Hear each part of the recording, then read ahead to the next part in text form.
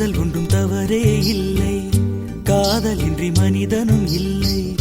நண்பர்களும் காதலராக மாறிய பின் சொல்லிய உண்மை